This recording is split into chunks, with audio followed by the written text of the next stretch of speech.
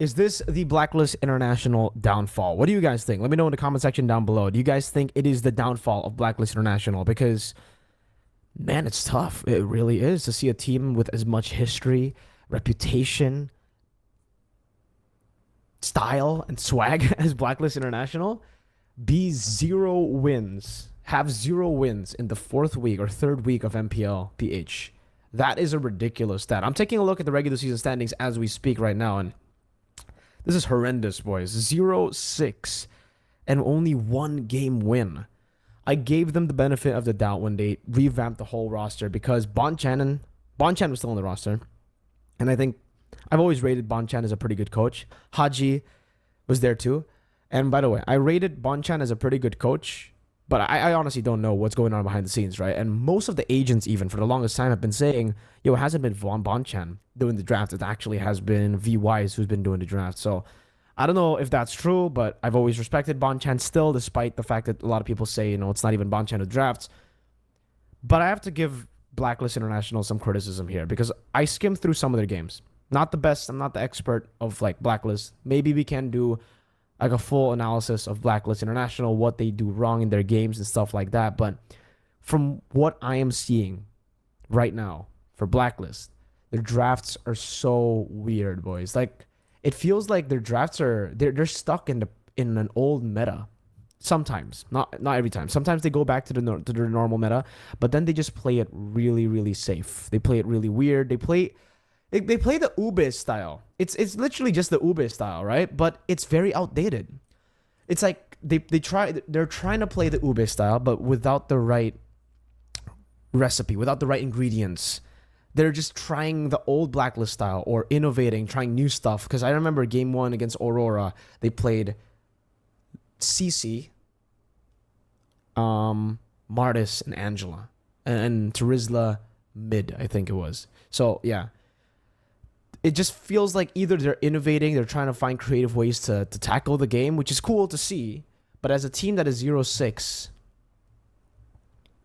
it is getting really tough to do that. It's getting really tough to experiment and to try to do all these things.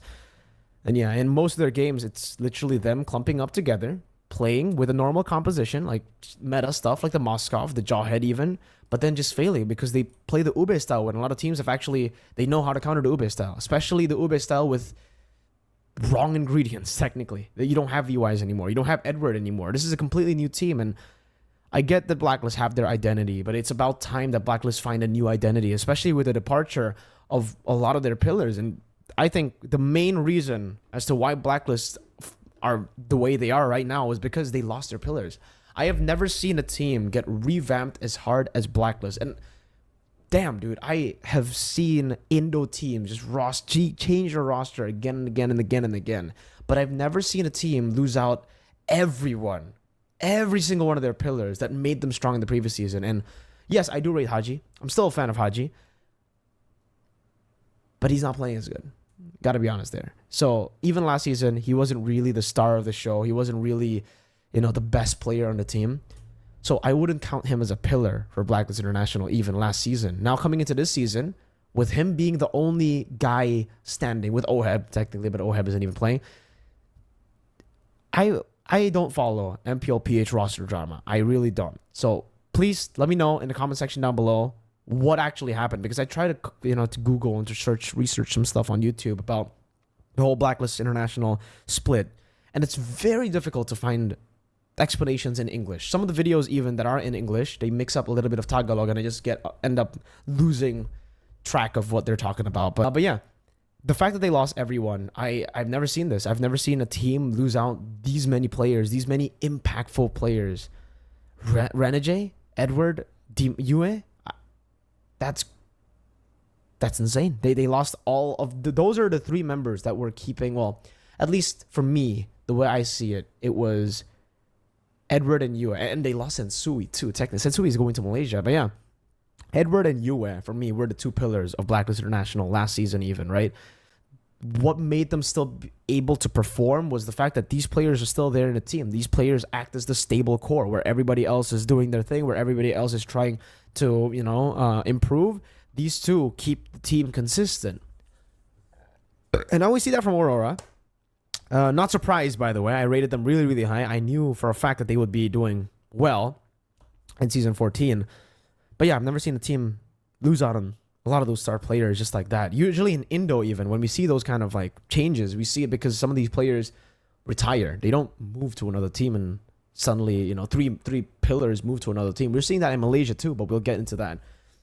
Blacklists are very outdated in drafts and in playstyle, but especially in playstyle because some of the drafts actually look pretty good, but then they just play the normal Ube style and they get countered very, very easily. How do Blacklist International fix this? I have no idea. I think it's a bit too late to fix it in this season. Like, I think they need to revamp the team again because also I wasn't really a big fan of their 10-man roster. I feel like as a coach, I already said this in a roster video as well, but as a coach, it's really hard to even balance a 6-man, a 7-man roster. The fact that they have a 10-man roster shows you just how weird the direction of the team is going, bro. Like, I get it. It's a revamp. You want to try to have as many options as possible, but when you have a lot of options, you have a bit. You sometimes have too many options, and the synergy issues come in. Now, if you try to swap in Dlar for Lord JM for all these players, it just, man, it's weird. And some of the acquisitions are just weird. I'm a big fan of Dlar. I really don't want to hate on Dlar. I really don't want to hate on Dlar. If Dlar, if you're watching this, I love you, buddy. I'm not trying to, shit on you, but yeah, Evo's kind of ruined him, bro. I swear. I have to be honest with you. He is not, I don't think he's ever been like a scrim player. He always performs on stage. I remember seeing an M3 in Season 8 as well. He's always been a solid XP lane, right? But then after not getting playtime at all in Evos, I think he just lost out on a lot of his skill, on a lot of his confidence. And now, and when he moved to Burmese Goals, we already saw that. Dlar was pretty bad in Burmese Goals. He got subbed out. That's how bad he was. He was subbed out in Burmese Goals.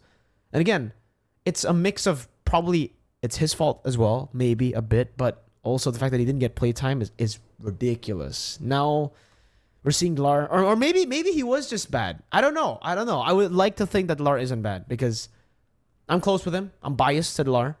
I really hope he comes back, but right now the having Dlar in the team literally does not have any impact, and having all these members on the team literally does not have any impact. They have good players. The thing is, you have good players individually, but their synergy is just not there. Outplayed is really, really good. It's a good gold lane. Lord JM, mechanically, very, very good. You got Haji still, but they just don't sync. MP the King, it almost seems like it's just 5 individuals that are forced to play together. It's not 5. It's not a team. And Blacklist has always been known as a team. As individuals, they don't shine as much, right? I mean, you can say stuff like, sure, at M3 we saw them shine. But I would say, yes, we saw them shine, but individually they were never the best.